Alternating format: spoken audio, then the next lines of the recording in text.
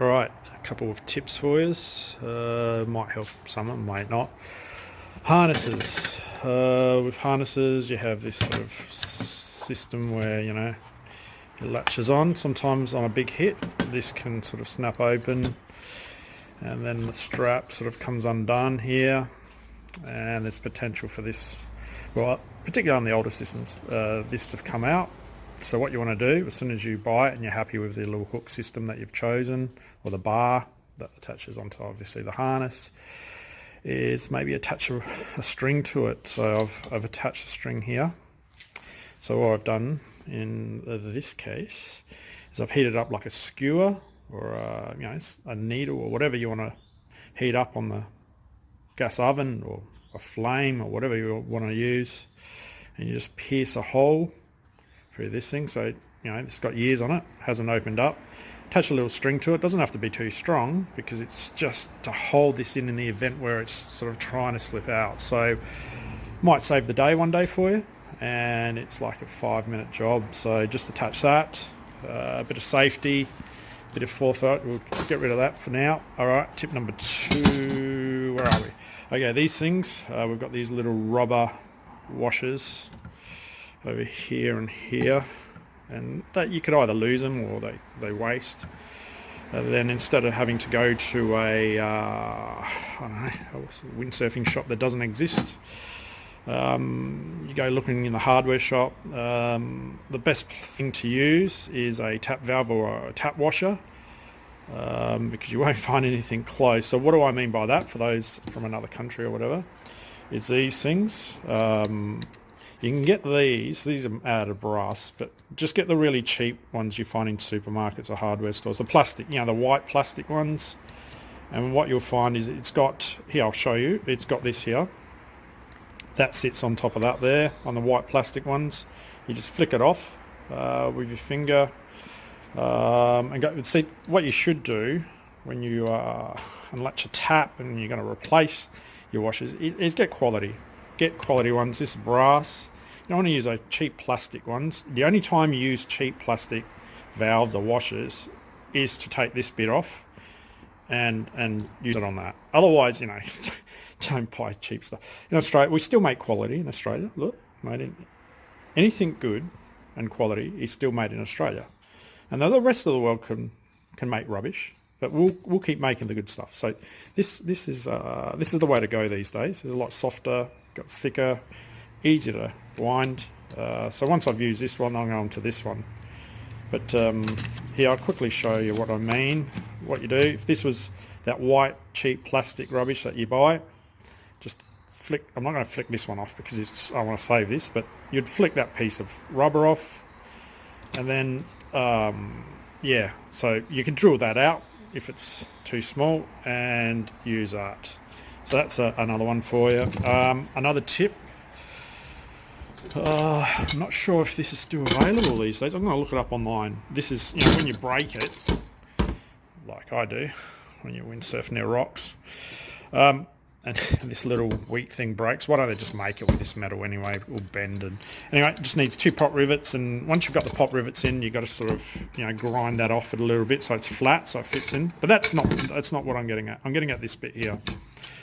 If you're lazy and this ever starts popping out here, do epoxy it straight away or glue it in, because when it first fell out, I just kept pushing it in until one day on Semaphore Beach on the grass, it must have just fallen out, and it's somewhere in the grass, it's embedded, and if anybody ever finds it, it's mine. Anyway, so how do you replace it? I've replaced it with a stainless steel pin.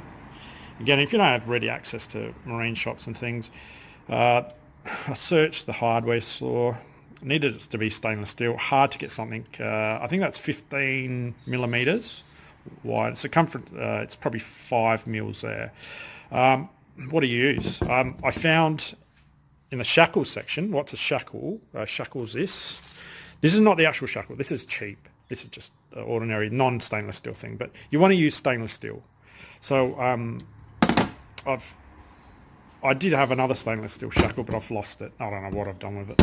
So this thing here, what I did with a grinder, I sort of cut it there and cut it there.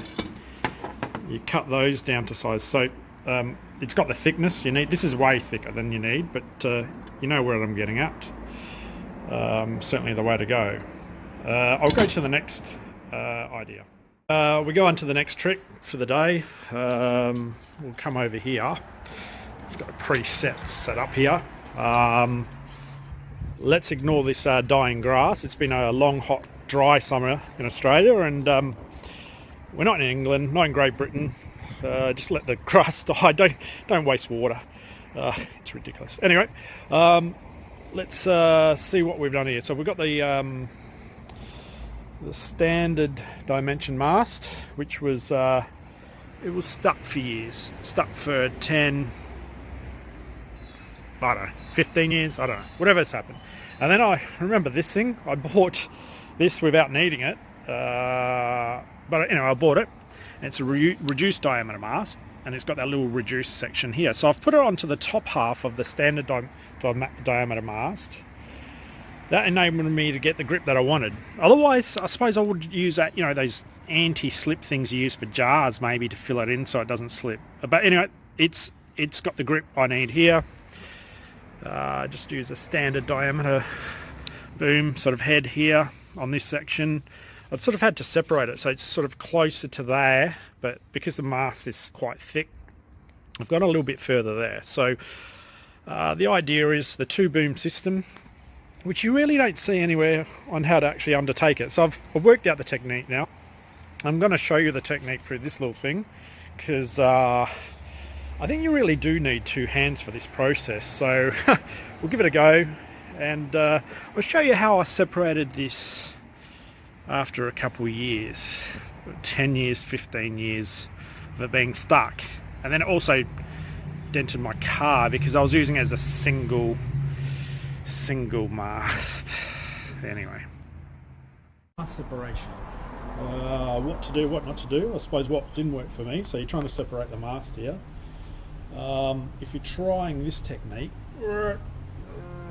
doesn't seem to do the trick. So what you want to do is do the old boxing action, you know, the 1-2 action. So really sharp movements and just really shake it. So that's how you get, you know what I mean, get the action going real hard. So if you're trying this, you're working against it. So just really just give it your best shot, up and down, up and down, up and down, just like a boxing match, and that may be the trick you're looking for. So give it a go, see if it works, see if it doesn't, and good luck with it. Have a good one.